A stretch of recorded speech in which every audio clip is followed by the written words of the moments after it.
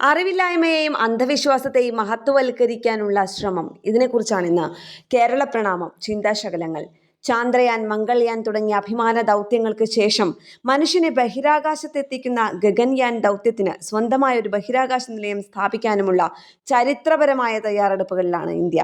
ഇത്തരത്തിൽ ശാസ്ത്ര സാങ്കേതിക രംഗത്ത് രാജ്യം വലിയ കുതിച്ചുചാട്ടത്തിന് ഒരുങ്ങുമ്പോൾ അതിൽ പങ്കാളികളാകേണ്ട, വരും തലമുറയ്ക്ക് പ്രചോദനം നൽകേണ്ട ഒരു ജനപ്രതിനിധി തന്നെ അവരെ പിന്നോട്ട് വലിക്കുന്നത് അങ്ങേയറ്റം അപലപനീയമാണ്.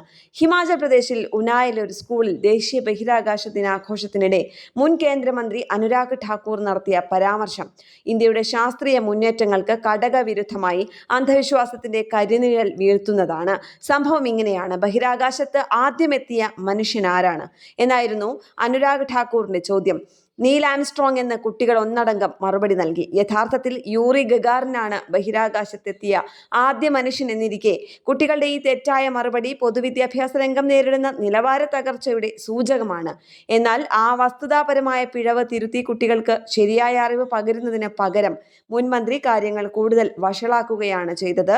ബഹിരാകാശത്ത് ആദ്യമെത്തിയത് ഹനുമാനാണെന്ന് അദ്ദേഹം പറഞ്ഞുവെച്ചു. ഇതൊരൊറ്റപ്പെട്ട സംഭവമായി കാണാനാകില്ല. ശാസ്ത്രീയ സത്യങ്ങളെ വളച്ചൊടിച്ച് പുരാണങ്ങളുമായി ബന്ധിപ്പിച്ച് അവതരിപ്പിക്കുന്നത് ഭരണതലപ്പത്തുള്ളവർ ശൈലിയാക്കി മാറ്റിയിരിക്കുകയാണ്. ഗണപതിയുടെ തുമ്പിക്കൈ ലോകത്തിലെ ആദ്യത്തെ പ്ലാസ്റ്റിക് സർജറിയുടെ ഉദാഹരണമാണെന്ന് പ്രധാനമന്ത്രി തന്നെ പ്രസംഗിച്ചത് നാം കേട്ടതാണ്.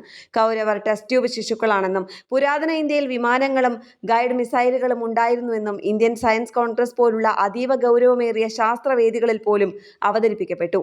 പാഠപുസ്തകങ്ങൾക്കപ്പുറം ചിന്തിക്കണമെന്നതിൽ ആർക്കും തർക്കമുണ്ടാകില്ല. വിശാലമായ അറിവ് നേടാനും പുതിയ കണ്ടുപിടുത്തങ്ങൾ നടത്താനും അത് അത്യന്താപേക്ഷിതമാണ്.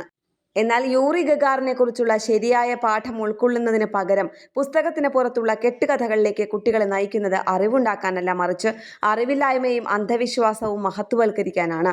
ഇന്ത്യയുടെ ഗഗൻയാൻ ദൗത്യത്തെക്കുറിച്ചുള്ള കൂടുതൽ വിവരങ്ങൾ അറിയാനും ബഹിരാകാശ ശാസ്ത്രത്തിലെ പുതിയ സാധ്യതകൾ കണ്ടെത്താനുമായിരുന്നു അദ്ദേഹം കുട്ടികളെ പുസ്തകത്തിന് പുറത്തേക്ക് ക്ഷണിക്കേണ്ടിയിരുന്നത്. അറിവിന്റെ വിശാലമായ ആകാശത്ത് അന്ധവിശ്വാസത്തിന്റെ കരിനിഴലുകൾ വീഴാതെ കാത്തുസൂക്ഷിക്കേണ്ടത് നമ്മുടെ ഓരോരുത്തരുടെയും കടമയാണ്.